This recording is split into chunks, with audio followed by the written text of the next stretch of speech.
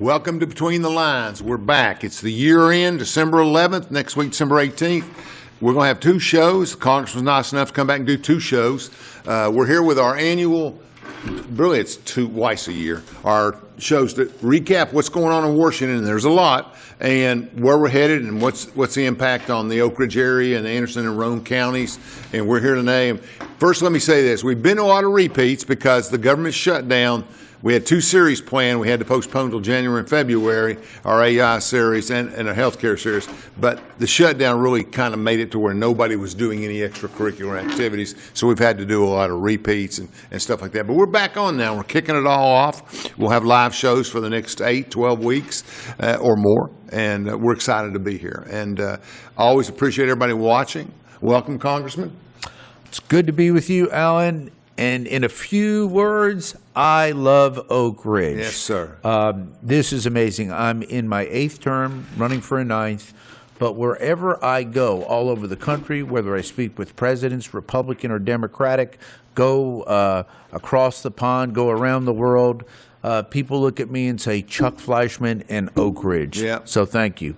I love you all. It's good to be here. And when we say Oak Ridge, we really mean more than the geographic Oak Ridge, but the impact of the overall Oak Ridge mission, which is all the counties surrounding this, et cetera, et cetera. It's been outstanding. It's national. It's not just Tennessee. Right. Oak Ridge has such a huge national and now an international impact. Yeah, I mean, that's true. It is such a special place. And you grew up here. Yes, well, I did. And you've been so helpful to me. So I appreciate that. So we're going to talk a little bit about the government shutdown, which yes. It's been a mess. It didn't really impact Oak Ridge because of your leadership and others. We were pretty solid in what we were able to do with the plants, but I don't even know how to measure the impact, but it delayed a lot of stuff we needed to do. You're negotiating health care at the last minute. We're trying to get a budget passed.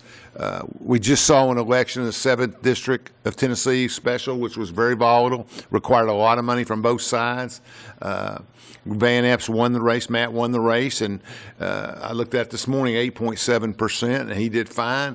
To give Afton Ben credit, she worked hard, she did her side. So both sides were able to get their platforms up, and it was interesting. Yeah, but the race was really never close. And I talked to a lot of my friends in Washington, and I have friends on both sides and media friends. And I had some of my friends in the media call me, and they're not on my side of the aisle, but they said, hey, should we go to Nashville? Is this going to be the upset? And I said, listen, I will settle this. I went on Cuomo's show, which is very balanced, and I said 8-10, it's never been close, it won't be close.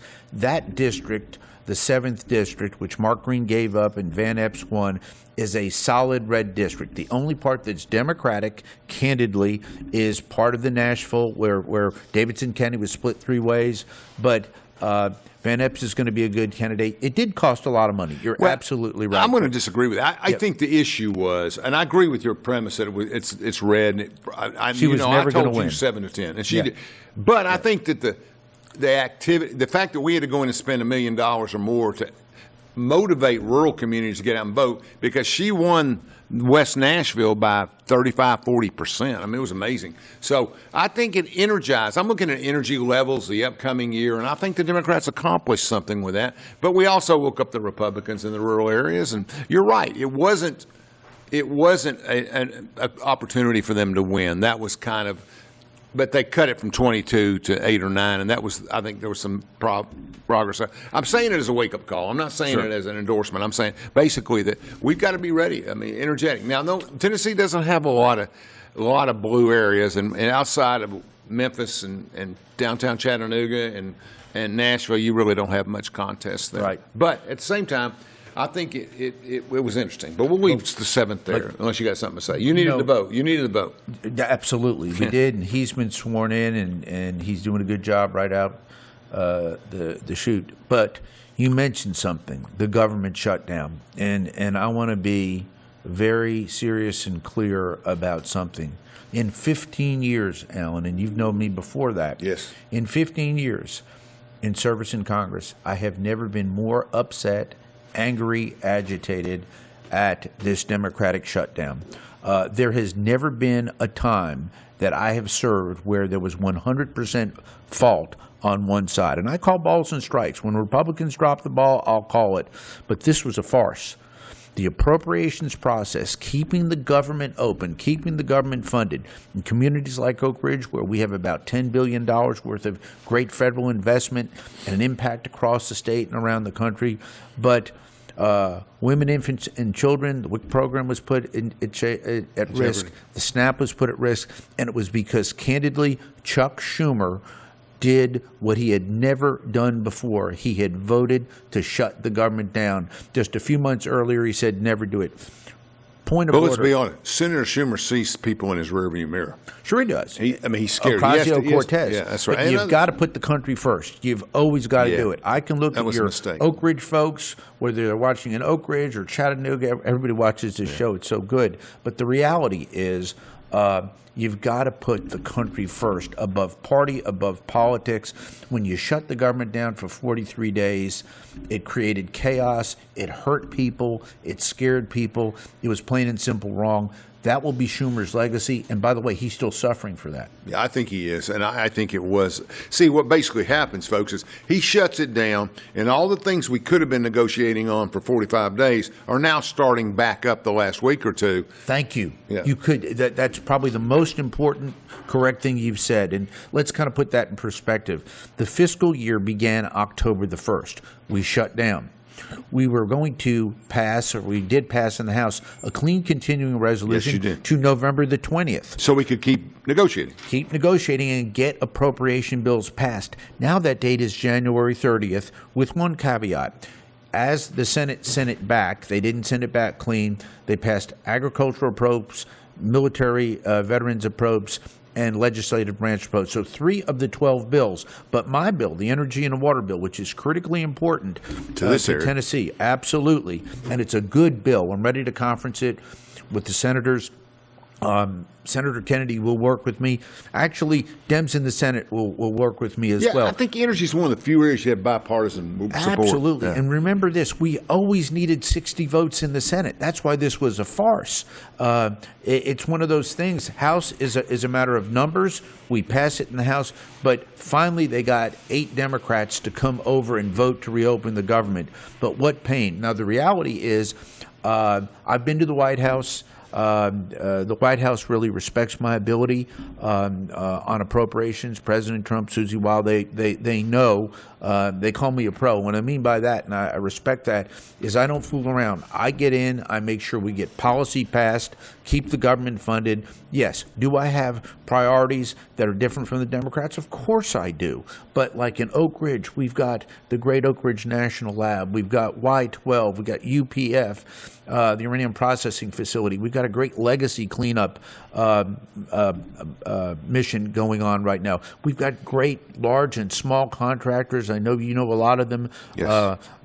like Loon and Navarro. Yeah. Just wonderful, wonderful. While we're on that subject, we want to thank Navarro, our good friends at Navarro. Yes, indeed. For sponsoring these shows and helping us so much with stuff. So they're community act. They do a great job. And they do a great job. And think about it. These are companies that could be anywhere. They chose to be here in Oak Ridge. They chose to be in Tennessee. Yeah. And I will tell you, under my leadership, and really with your support, I mean, Oak Ridge is your heart, and it's my heart too. But the reality is you grew up in this great community. There is such a renaissance. Companies across the country and across the world come to me and said, I want to be in Tennessee, Chuck. I want to be in Oak Ridge. They're coming here. But these are folks that could be anywhere in the country. They do business all over the country, and they do it well. They choose to be right here in East Tennessee, and that means a lot to me. We have a lot of friends, like our good friend Sean Gleason at IB3 does a lot of contract work. And what a pro. Talk about a pro. Yeah, he's a good guy. I just like him. A Marine and tall, handsome, tough guy. South Philly guy. Yeah, he's good. South Philly guy. He does. But there's a lot of companies. These are people from all over that have come here. But he's good. They do a lot. Yeah, and he sponsors the shows. Does he? Good. He's just a good guy. I mean, he's just. So we have a lot of people. I'm contributing to the point that a lot of these people didn't come from here, but they built their businesses here. Yep. And they've done a lot of good in that stuff. And I don't think that the funding, as best I can read it, And I do a lot of work with the Y-12 and ORNL, and I don't think there was much hiccup for us here locally. You were able to get the funding where it needed to go during a difficult time. Well, you're right. From the inception, I said keep the government open, and I promised this community I would fight every day. I went on national and local TV. Every day. I told the truth every day, and I told the truth. I didn't sit there and try to sugarcoat things. I called balls and strikes, but the reality is the stakeholders right here in Oak Ridge prepared, did the right thing, and they buffered that, but they knew I was there every day and will always be there every day to fight to keep the government open. It's too critically important. Thank goodness we got it open. Now, by January 30th, we have got to get the majority of our 12 bills passed. 3 are done. So let's go back. People know. So we have a budget where we're going to do the appropriations for the bill that was passed earlier in the fall. So we have to put money into those accounts to operate the new Trump budget, we'll call it, rather than the old budget. A CR means we continue with the old budget. So there are 12 different, we call them departments. Is that fair? 12 different appropriations bills. Yes. And they cover different areas, right? 3 are already passed. We talked about those: veterans, agriculture, and legislative branch. Those are done. So we have 9 left. Energy's 1, defense is 1. They go on. Labor H is 1. So big one. We may agree before January 30th and send 7 of those through, but 2 we can't agree on. So they'll have to CR those and send them forward. Yep. So we deal with them individually. And the CR, a continuing resolution, is just continuing what was in last year's budget. Now, they're particularly devastating a continuing resolution for defense because the needs change of the nation. But some of the more contentious bills that we have had to face, Homeland Appropriations is one of them. But be that as it may, some of these portfolios are more Vice difficult. under Homeland? That's part of it. The whole Homeland Build a portfolio, with the exception of Coast Guard. Coast Guard is actually a great military branch, but they're actually under Homeland Security and not under Defense. So I used to. I remember that. Yeah, I remember that. They're great. Yeah. But the reality is, the energy and water bill. You went out on the Coast Guard shutter. I sure did. I remember that. I got a little seasick, but we won't talk about that. So, but be that as it may, I get it. Bounce. Those small boats bounce. Yes, yeah. they were great. Been in New York Harbor. They took me to the Statue of Liberty. Yeah, gosh, as an American, you look up and you see the great Statue of Liberty, and then they take you over by the Verrazano Bridge. There's a beautiful Coast Guard base right there on Staten Island. It's gorgeous. And you grew up in that area, so you know those. I know that area well. Yeah. At the ripe old age of 20, I was blessed. I got a call from the University of Tennessee College of Law in Knoxville, and I was in Chicago at the time. And they said, would you please come down and visit us? We would like you. And it was a time in my life and a time that nobody wanted to give me a chance. Right. And the great state of Tennessee, the great University of Tennessee, gave me that opportunity. So we'll always be thankful. Yep. Well, on the University of Tennessee, I know you come to the football games every chance you get. You're religiously, yes. And great recruiting season, so maybe things are looking up for next year. Yes, I mean, look, I want us to go 11 or 12-0 every year, yeah. but the reality is it was a tough year. We lost the big games, but Coach Heupel's doing a good job. Nealon Stadium's been great, but I love my UT football. But I had an opportunity this year because of my role as chairman of Energy and Water. I was invited to Notre Dame. And had a wonderful time. That's an honor. It was really a great experience. And Notre Dame has a great nuclear chemistry program, and it has since World War II. The Navy saved Notre Dame. They came in. It was an all-boys school. Everybody was at war. And I went to the Notre Dame Navy game. But, wow, they're doing great things there.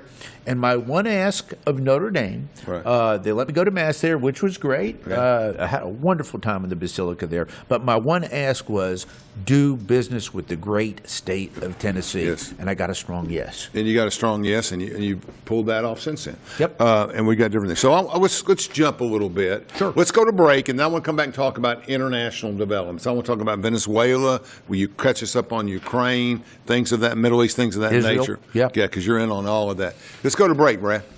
America runs on power, and for nuclear power, we need enriched uranium, but almost all of it comes from overseas. In 2019, the Trump administration took action, working with Centrus to build the first new American-owned uranium enrichment plant in 70 years. And now, Centrus is ready to expand to meet our nuclear power and military needs, free from dependence on foreign suppliers. Centrus, American technology built by American workers.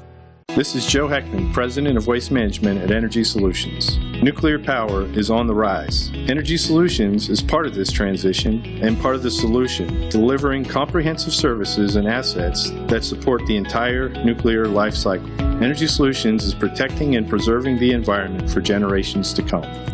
Vision, values, and commitments. Extraordinary teams building inspiring projects. We live for a challenge. We do the right thing. Exercise the highest level of integrity and ethics. Create a positive legacy. Through purposeful And sustainable projects. we take care of each other. Safety and well-being above all. Treat each other with the utmost respect. We succeed together. Embrace our differences. Seek diverse views. And listen to understand. Foster a deep sense of belonging. We build trust. Develop lasting one-team relationships. With our colleagues, customers, and partners. Hold ourselves accountable. To deliver excellence. From Oak Ridge, Tennessee, IB3 Global Solutions conducts operations around the world to enhance the U.S. national security posture and minimize radiological and nuclear threats. IB3 Global Solutions. Mission first.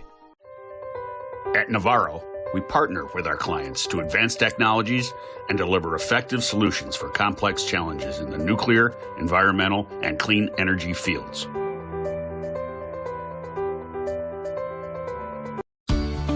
Josh Anderson is a Republican who has fought for families across Anderson County throughout his adult life. Josh is a farmer, a husband, and a father. For 4 generations, his family has lived in Anderson County. A graduate of the University of Tennessee, Josh has served on the Anderson County Commission for 7 years and served as chairman for 3 years.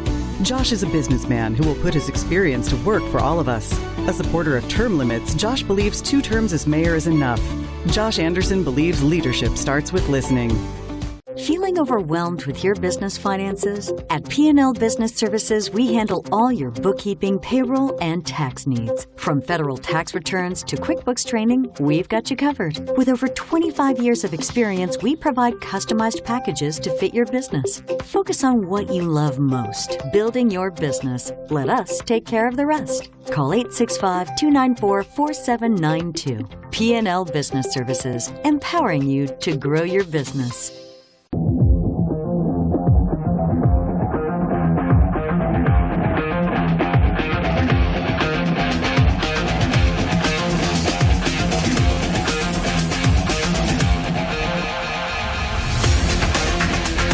Welcome back to Between the Lines. I'm talking with Congressman Chuck Fleischmann, who is the chairman of the Appropriations Committee in the Tennessee House, in the National House of Representatives in Washington. And we got a lot to talk about, but he's also very active in international affairs, and he's on the Defense Committee. He's probably one of the most representative kind of people. Very few people have the assignments he does of a top priority in the House of Representatives. Okay, let's start with Venezuela. Yes, sir. A lot of questions about violating their personal space, et cetera, et cetera. I'm more interested in what are they doing that's wrong and what's our tactic? What are we trying to accomplish? Sadly, Venezuela at one point in time, when it was under right-wing conservative government, did a lot better. Sadly, under Maduro, who's a radical left-wing dictator, and that's what he is. Didn't we have a left-wing problem 25 years ago when they went bankrupt, basically? Well, these countries in South America are very volatile. That used to be our sphere of influence. Sure. And they got a lot of money. Venezuela or Colombia or Peru or Chile, all these countries were loyal to the United States, even in Central America. But Maduro has taken the country the wrong way. And here's the problem. They're dealing drugs. Venezuela is dealing drugs. The government? Well, they're implicit in it. Okay. So and that's why with these drug boats and the like, he's a thug. So they're and he's anti-U.S. And we do not, as a nation, we do not recognize Venezuela as a legitimate government. That's very important. Yeah, There's no diplomatic ties. I got you. And candidly, I was involved in terms of extricating. Probably one of the nicest letters I ever got from a constituent was when I helped to get somebody who was trapped there out after years. Yeah. But very tough when there's no diplomatic ties. Right, exactly. So they have ships that are carrying drugs out. Yeah. We're trying to cut those ships off. Right. We feel like it's impacting the United States. Yes. What's the main drug coming out of Venezuela? Two things. You've got fentanyl. You've also got cocaine. I mean, China can make it for $5. How can Venezuela compete? I think a lot of that is probably run through there. I think they're more of a conduit than they are a manufacturer. I got you. But it's sad. The drug business, sadly, is very lucrative, and it's hurting Americans. Are they not making a lot of money from oil? Interesting you say that. Venezuela has one of the largest oil reserves, and that's why they were doing so well. But when you have a socialist, communist regime like that, they have really not done well with their industries because they don't value free enterprise. That's why I so favor capitalism in the right. But they still should be able to say, okay, we got these oil fields, we can sell it, you can tax it, you do whatever you want to do as leftist, but still, they should be taking in money from oil. They should be, and they're trying, but if they were capitalist, if they were led by conservatives, which they're not, and someday hopefully they will have a democratically elected president and government that will actually work to rebuild their private sector, and they could boom because of their oil wealth. But you look at countries like Colombia, it was a great ally. They elect a leftist, and things fall apart. Yeah. It's terrible. And who's our best secure allies in South America? Right now, Argentina. Okay. Brazil is not. Brazil went left, and it's a shame. But look, we want countries to choose their own destiny. The problem is you've got countries like Russia and China. China has a big footprint in Central and South America. They come in with their deals, their offers. Yeah, we talked about that earlier. And these radical left-wing dictators know that they can go outside of the United States sphere of influence, go to a China, go to a Russia, go to these radical left-wing nations and basically say, look, let's partner with you. And they'll do that. So it's sad. We're in keen competition. China is trying to be on a path of world dominance. We can and we will stop them because I think ultimately our technology is better, our ideals are better. I mean, you can't get away from the fact that the United States is the great bastion of freedom, democracy, that special place in the world where freedom lives and rings, and thank God capitalism is still the rule of the day. But in South America, Maduro is a problem. I don't think that regime will last. How long has he been in power? Oh, gosh, close to a decade now. Why don't you think it'll last? Because ultimately communism and socialism will fail, and they will resort to other things like drugs and things like that. And I do think they're neighbors, and I think I applaud President Trump for putting pressure on rogue regimes like that. They torture people.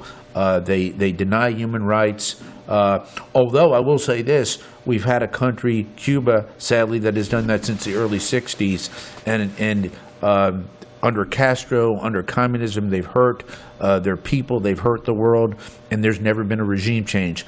I do think someday there will be a regime change in Cuba and a democratic Cuba. I hope and pray. I've got friends in Anderson County and other places who go to Cuba on vacation. They go down there and visit. They do diplomatic stuff. I think there seems to be an interchange of friendliness between us and Cuba these days. Well, I think Castro's brother was a little bit, I don't know. Yep. I won't go until they're free, but the reality is under Obama, there was a major shift in policy, which I disagreed with, to try to be more friendly towards Cuba. Under Trump, he's been much harder on them because of their human rights violations and the like. But I wish the good people of Cuba someday a free Cuba with a democratically elected president, and we want to get all of Central and South America back as good allies. But we got some problems. But I'd say Argentina right now, rock solid, but it ebbs and flows. You have other countries that have very good assets. Where's Peru at? Peru goes back and forth. Right. For years, sadly, there were radical leftists in Peru, the something path or something like that. I remember that. But Chile has tremendous resources and is ideally positioned for a lot of the space stuff. They've got their telescopes there. But I really think that the United States, under President Trump and under solid leadership, standing for our great principles, will ultimately prevail in Central and South America. Okay, I got you. I see what you're saying there. Okay, so you got a lot of different countries there. If you had to pick one country, you say Argentina is our best friend right now? Right now. Yep. Okay, But big country too. It is a big country. Sadly, with Brazil... So if they play Brazil, we got to cheer for Argentina in the World Cup. I got you. And you see, Brazil is large, fascinating country. In Brazil, they speak Portuguese because, that's right. Unlike most of South America that speak Spanish. Big country, tremendous resources and the like. But they too, unfortunately, elected a leftist. And when they go left, it affects not only their whole ethos, it affects their economy, and ultimately socialism fails. As I told Chris Cuomo the other day on the show when he was asking who was going to win that race, and we talked about that, I said socialism will always be a dirty word in Tennessee. Yeah, and I think Tennessee does a good job of framing the extreme. And, Yes. You know, I'm in the business, so I'm part of the problem. But, I mean, we get out and we can frame comments on both sides, and it gets to be confusing, I think, for voters sometimes. Okay, so we got that. Iraq and Russia's kind of disappeared off the news. I don't see much. They just bomb each other every day with drones, and, you know. mean Ukraine? What did I say? Iraq. Yeah, Okay. we're getting there. I was thinking, I'm forward thinking to that next, but the middle out in that area next. But let's go ahead and I apologize. Let's go ahead and do the Ukrainian situation. Any improvements on any fronts? I give President Trump high marks. He's very optimistic of trying to get peace there. I think he's realized and the world has realized it's going to take longer. This is a tragedy. Russia's invasion of Ukraine has cost millions of lives. And it's hurtful, it's costly, it's wrong. Russians have lost so many troops. It's staggering. But Ukraine has lost land in the battle. Right. But they have held. But we have seen Ukraine has like this. What's the word I'm looking for? The Hessian type thing. People from all over the world are fighting with the Ukrainians, getting paid. Correct? Oh, you're talking about mercenaries? Mercenaries, yes. Thank you. Right, and a lot of other people who are interested in being freedom fighters are there because Ukraine is fighting for its survival. Right. When Russia comes in and into their areas, whether it was in the Crimea or in the Donbass and the like, and they've won or taken over large portions of that country, but it's been devastating. I've been to Kyiv before. Hasn't it been restricted to the eastern part of the country? No. If you looked at the map, you would see large areas, even into the south. Now, to Ukraine's credit, they went up into the north and actually went into Russia and had some military successes up there. But we've got to have peace. Wars are too costly. It costs a lot of money. It costs a lot of lives. The international community and the United States needs to sit down and say, we've got to get this thing resolved. But Putin's out of control. Plain and simple, he's out of control.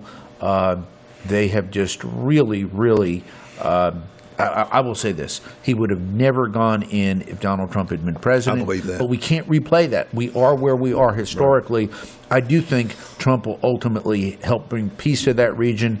And our European allies are going to be a big part of that. Oh, no they've question. got to be. And think about it this way. Because of Putin's actions, two countries, Sweden and I believe Finland, I know Sweden for sure, have joined NATO. Mm-hmm. Okay, again, if you look at it from Russia's perspective, they lost that once they joined NATO, and when you join NATO, you become subject to Article 5. That means if any NATO country is attacked, we will defend them. And Sweden's right there. I mean, they're on the border. Yes. They probably said if they'll attack Ukraine today, they may attack us tomorrow. Yes. I think Sweden played a defensive move there. And I've been to Estonia, Latvia, and Lithuania. Those Right. countries are right there in the Baltics. Beautiful, beautiful country, wonderful people. The reality is they're scared to death of Russia. Yeah. And we've assured them, look, Russia's not going to come in. We don't believe that. You know, it's funny. You look at a world 8 years from now, Donald Trump may not be with us anymore. Putin may not be with us anymore. I think the world thing's going to change in the years ahead. I just don't know how it's going to look and where we're going to go on everything. You're so right. We don't know, do we? I mean, think about it in our lifetime. If you have told me when I was a little boy that the Soviet Union would be gone, I mean, it is gone. Yeah. That was miraculous. And I give Ronald Reagan most of that credit. It's more than Mr. Gorbachev tear down this wall. It was that whole ethos that we were going to fight the evil empire. We crushed them economically. We did. They couldn't keep up, but we also crushed them militarily. We built up our nuclear arsenal and our military, and they couldn't keep up. That's right. But the reality is the sadness is that Russia, the Russian Federation, could have been such a positive actor post-Soviet, and they're not. That's right. It's been so 30 sad. years now. Yes, and this is a country that has natural resources. They've got a lot of talent, but it depends who rules and governs, and they just got a bad hand in Putin. Interesting. And Putin's probably, I think Putin's like early 70s. Yes. Yeah, he's still got some time. Yes. I mean, he could work through very that. powerful. Very bad, but You very powerful. don't see any. No. You don't see any into that. The Dumas is all with him. Their legislative body. He's got a stranglehold on that country. But how many Russians have died? 1 million? Oh, more than that. Wow. More than that. And it has been And drones carnage. are just dropping. Yeah. Is the technology that Iraq's using, which obviously is imported, is it equal or greater than the Russian drone technology? Seems like it. Well, the Russians have been getting drones from some of their allies, including Iran and the like. So we are seeing, and of course, the thing I don't like about war is it's costly, it kills people, it's devastating. But what we're seeing is weapons system being tested. Okay, sure. In fact, how do our weapons do, and the like, and the reality is the West has a strong technological advantage in weaponry, conventional weaponry, in my view, over Russia and these other countries. Russia's had to import a lot of that technology, again, from Iran and the like. Russia's had to lean on North Korea to bring in troops. North Korean troops were actually fighting in Ukraine on the side of Russians, and they had huge losses. So we've got to get to peace in that region. And when you come to peace, it's probably going to be a deal that neither side really likes, but the world has got to stop that carnage. We'll take another break, and we'll come back, and we'll talk a little bit about the Middle East. Thank you. America runs on power, and for nuclear power, we need enriched uranium, but almost all of it comes from overseas. In 2019, the Trump administration took action, working with Centrus to build the first new American-owned uranium enrichment plant in 70 years. And now, Centrus is ready to expand to meet our nuclear power and military needs, free from dependence on foreign suppliers. Centrus, American technology built by American workers. This is Joe Heckman, President of Waste Management at Energy Solutions. Nuclear power is on the rise. Energy Solutions is part of this transition and part of the solution, delivering comprehensive services and assets that support the entire nuclear life cycle. Energy Solutions is protecting and preserving the environment for generations to come. Vision, values, and commitments. Extraordinary teams building inspiring projects. We live for a challenge. We do the right thing. Exercise the highest level of integrity and ethics. Create a positive legacy. Through purposeful and sustainable projects. We take care of each other. Safety and well-being above all. Treat each other with the utmost respect. We succeed together. Embrace our differences. Seek diverse views. And listen to understand. Foster a deep sense of belonging. We build trust. Develop lasting one-team relationships with our colleagues, customers, and partners. Hold ourselves accountable to deliver excellence. From Oak Ridge, Tennessee, IB3 Global Solutions conducts operations around the world to enhance the U.S. national security posture and minimize radiological and nuclear threats. IB3 Global Solutions. Mission first. At Navarro, we partner with our clients to advance technologies and deliver effective solutions for complex challenges in the nuclear, environmental, and clean energy fields.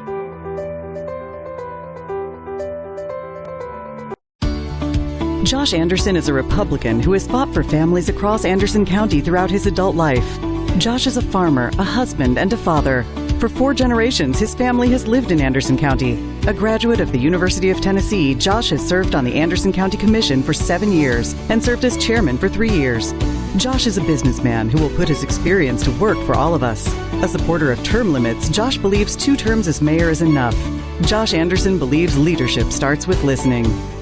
Feeling overwhelmed with your business finances? At P&L Business Services, we handle all your bookkeeping, payroll, and tax needs. From federal tax returns to QuickBooks training, we've got you covered. With over 25 years of experience, we provide customized packages to fit your business. Focus on what you love most, building your business. Let us take care of the rest. Call 865-294-4792. P&L Business Services, empowering you to grow your business.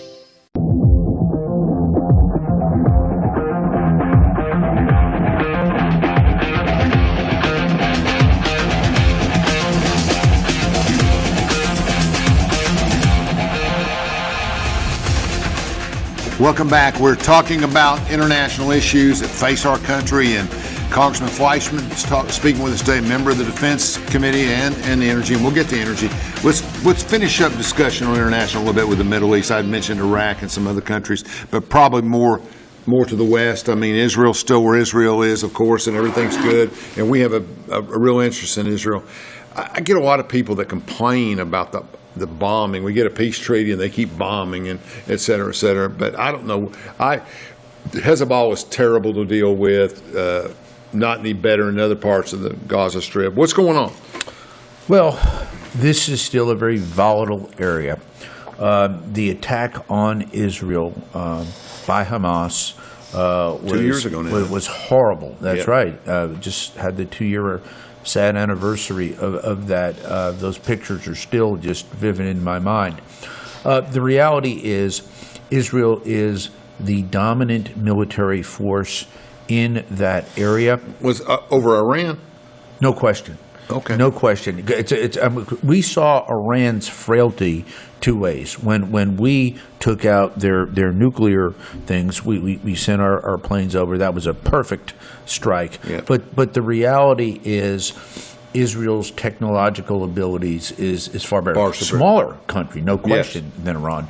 But Iran's been crippled because, let's face it, Iran has been the problem in funding Hezbollah, and Absolutely. Hezbollah, sadly, is back, being funded and active in Lebanon. And other groups. Hamas is still there, greatly weakened. So these terrorist groups are there in the Middle East. They have one thing in common: they're against Israel, which is sad and bad. My point is, the United States and Israel have a very close relationship, have since Israel's founding, and that will continue. Ultimately, I see Israel working with more moderate Arab and other countries in the region to form peace. The Abraham Accords have been good and have held. That's been good. Israel's economy is strong, but the reality is we need to strive again to keep peace or make peace in that region. And the key fundamentally, and that's why I help the Egyptians as much as I do. I know the president of Egypt and the like. They work with Israel. Since Camp David forward, they have really worked to try to keep peace and make peace, and it's worked. It's been costly. I mean, after Israel, Egypt is their second largest aid recipient, but Camp David worked, the Abraham Accords are working. I think if we keep striving towards peace, once again, if peace is our goal, try to keep to that, but it is very, very volatile. But if you move across the Middle East, now you get into the United Arab Emirates and more moderate countries, Yes. if you would say that, and They are. very prosperous, very prosperous. They don't seem to be involved in all that. That's right. They're not. They do a great job with trade. They're looking at the United States for nuclear. I spoke with the head nuclear person from the UAE. Who has nuclear capacity? Iran and Israel, right? Nuclear, well... No, not Iran. Iran's trying to get it. Right. So Israel I has can't answer that in this forum. Okay. You can Okay. read it on the internet. I wish I could. That's classified information. That's okay. But I can tell you this. Iran, their nuclear program has been set back tremendously. I can say this. They did not have a weapon. They were getting close to a weapon, and now they will not have a weapon, meaning Iran. But the reality is... Iran has been devastated by that, and we will watch them. The international community, not just the United States, will watch them. IAEA and other agencies will look to make sure, and I think we have to make sure that Iran never gets the capability to develop a nuclear weapon. The big failure that we had in our lifetime was North Korea. Republicans and Democrats from all administrations looked the other way, and one day North Korea joined that very dangerous club, and that is bad, and it was destabilizing. Very good. Okay, so let's let the international go, and let's come back to our budgets. Yes. Let's talk a little What bit. I do every day, appropriations. Yeah, that's it. So Yes. what do we see changing in Trump's budget? We'll get to the logistics of whether we can pass it or not. You only have so many votes. But the logistics is what's new about this budget that a CR doesn't cover, or what's the difference in the budgets? Excellent question. When you get a continuing resolution, like we did last year, guess what that is? That's the Biden budget. We don't want that. Now, why? Because it was a continuation of the budget that President Biden signed into law with both houses of Congress back then. So we had a full year for fiscal 2025 that was a continuing resolution.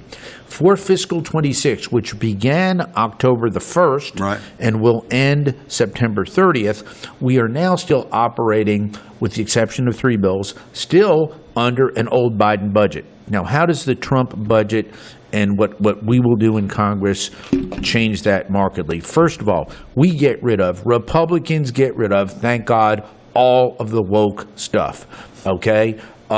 You pick the woke stuff, we just wipe it out. We get rid of that. We focus on fundamentals. Now, let's talk about that point. So if you get a CR, that stuff could continue. Sure it does. It stays in there. And the reality is, what's nice about Republicans, we're not writing in poison pills. We're keeping it very, very mainstream. What does the Republican budget do? It increases defense. It increases homeland security. In the energy and water phase, it pluses up the defense side. A lot of folks don't realize that my bill, the energy and water bill, has a big portion of it that is defense-oriented. Yeah. I fund the entire nuclear arsenal of the United States. Yeah. Now, right here in Oak Ridge, our great citizens know they've had the Y-12 plant for years. Yeah. We're building the uranium processing facility. We got a great company. I'm going to say it. CNS does a phenomenal job there. Now, running those facilities, that is not easy. And let me say this. UCOR does a great job on our cleanup, and UT Battelle does a great job at our lab. I love all of our contractors. You make my job easier every day when you execute, because I know at other reservations where contractors drop the ball, it's a nightmare for not only for the nation, but for the member of Congress. So thank you.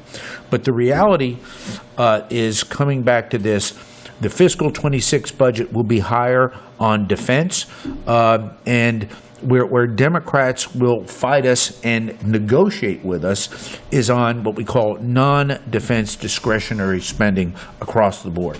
Dems have always wanted a dollar for dollar with defense. We can't afford to do that, but the reality is they will fight to get that. And I serve on Labor, Education, Health, and Human Services appropriations. I've got the 3 best subcommittees, I think, Most in my important, hand. for sure. Indeed. Defense, Labor H, and I chair Energy Labor Water. and Health. Yeah, that's right. Labor, Education, Health, and Human Services. And that's where the Dems love it. That's where they're going to work in the Senate and the House to try to plus that up. And the big debate that's going to go on right now is defense versus Labor H. And they're close to getting a deal done. I think they will. But if they get that deal done, then my bill can come right behind it.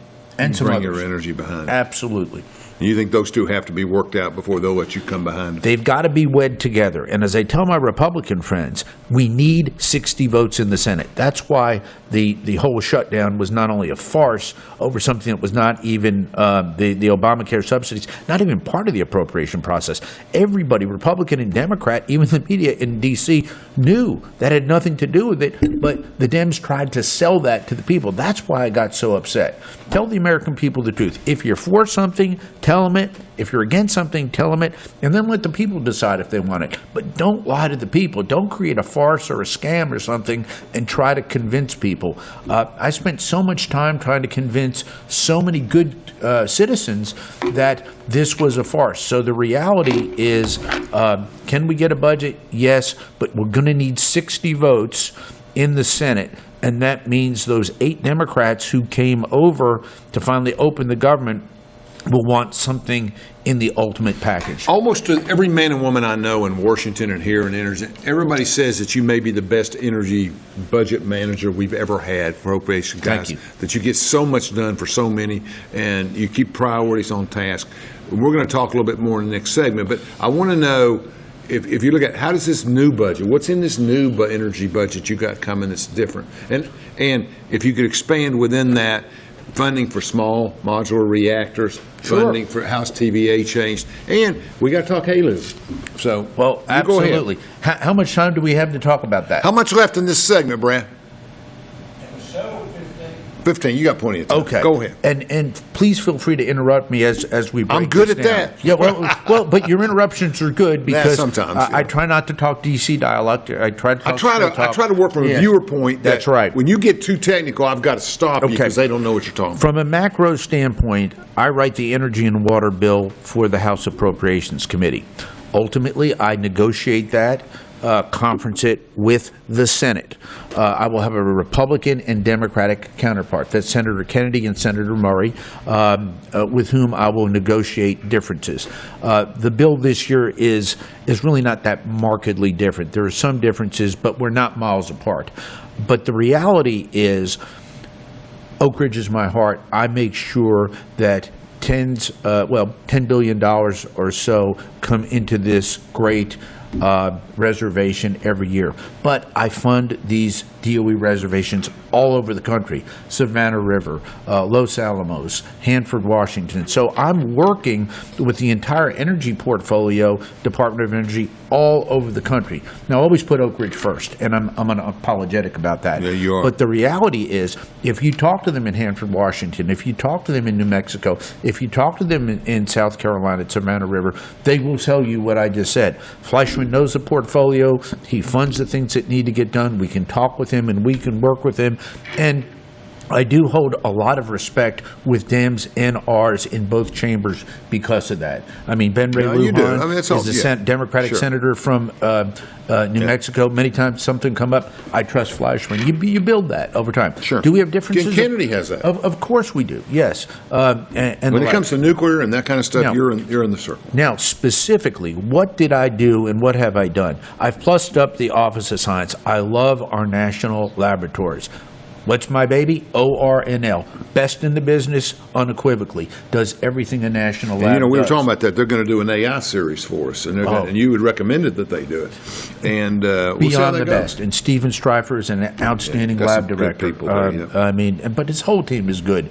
Belinda and Mo, and they're just all outstanding. Belinda's great.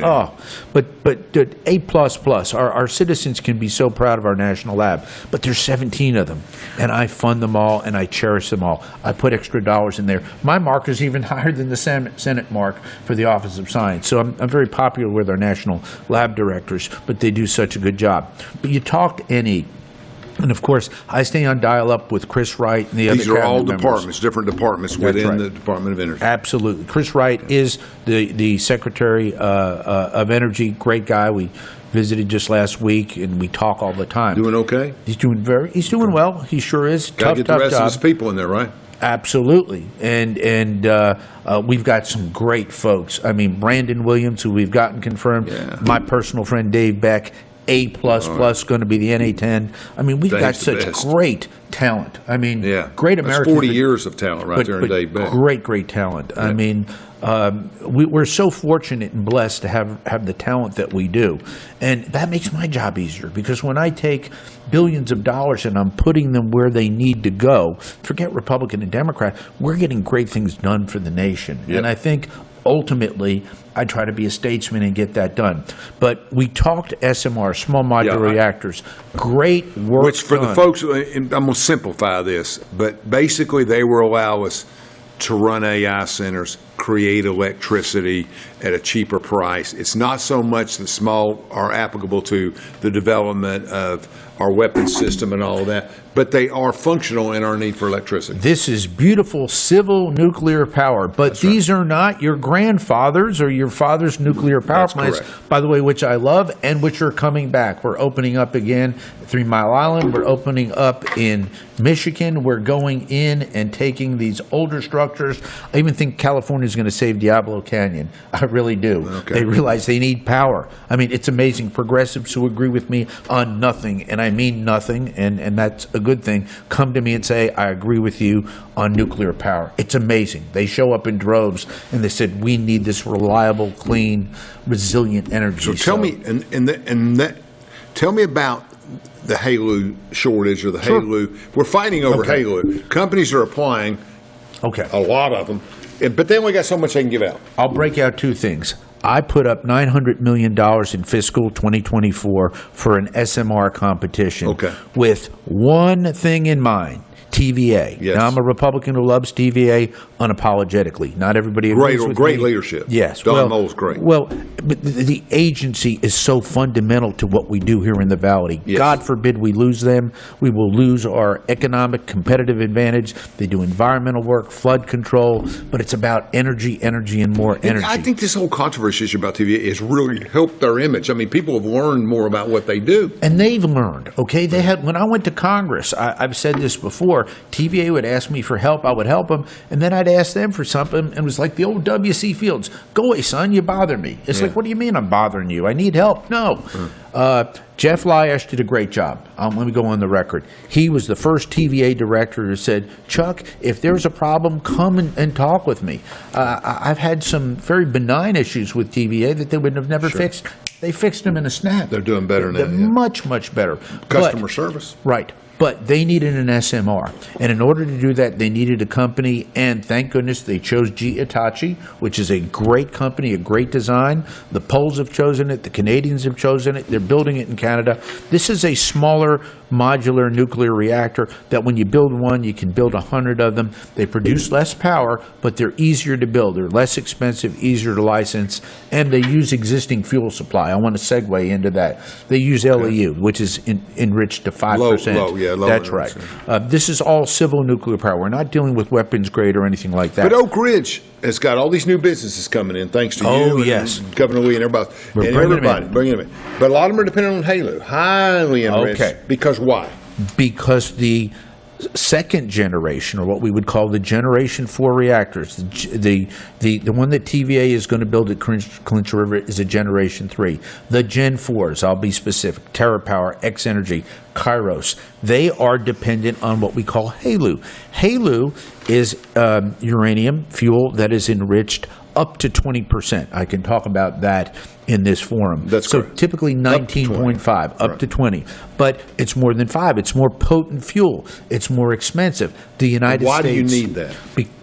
It's the fuel, and there's not enough of it in the United States. But the fuel makes it go faster? The highly enriched, why do they... That would be weapons grade if you get over 20. So, I can't we won't say talk what about that. weapons We won't talk about that. It's nowhere near weapons grade, to be I understand. honest with you, but I can't But give you that what's the advantage of HALEU over...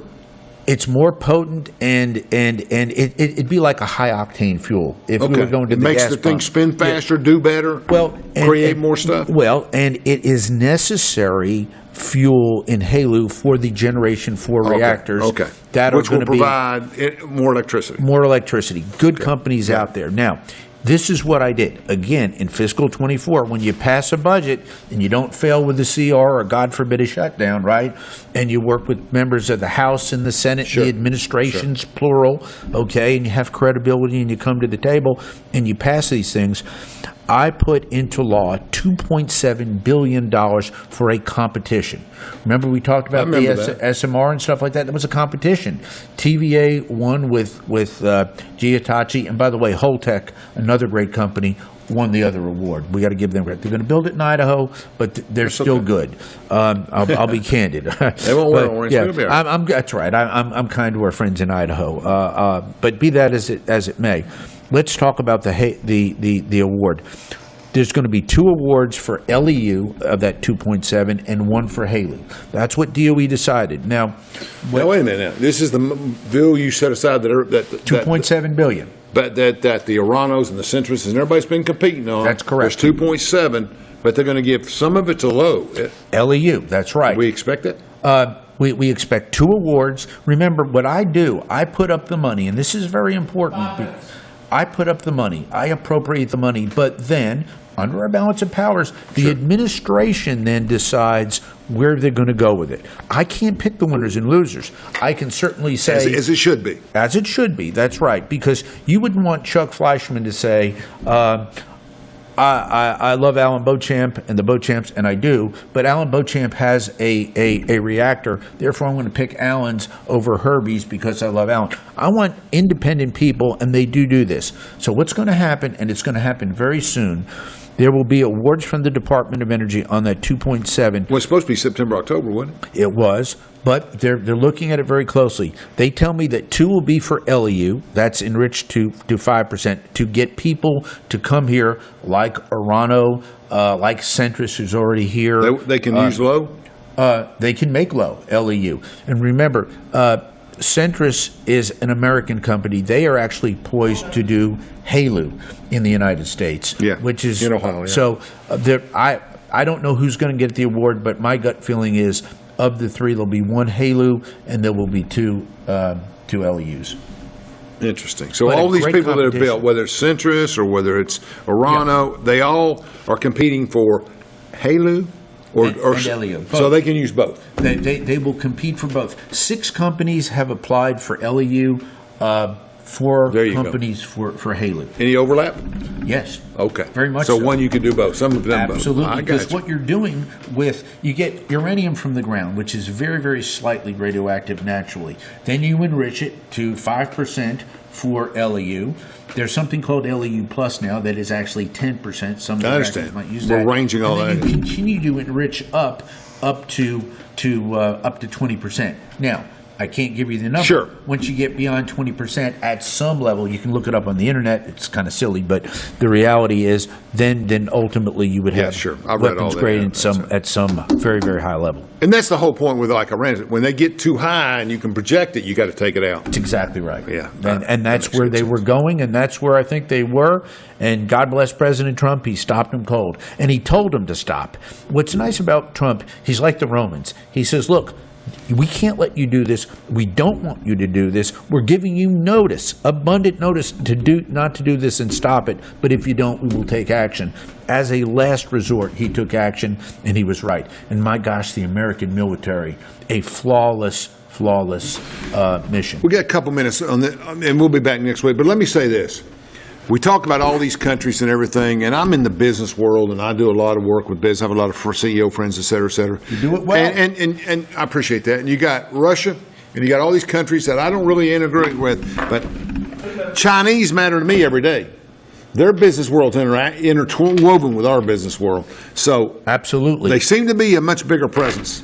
They are a bigger presence. Their economy is about as large, maybe even a little bit larger, depending on how you look at it. They are on a path They will tell you this toward world domination. We need to stop that. And in my view, the best way to do that is with our economy, with our values, and with our great people. But rest assured, China is our competition. And China has a Russia lot of is the not. same China a lot of the is. same issues we do, in that they got middle class now huge. Yes. They got to accommodate things. They've got to work in the corporate world. And let me throw out another country that is really moving onto the world stage. India. Yeah, I thought You so. hit it on the head. Yeah. India is now the world's largest democracy.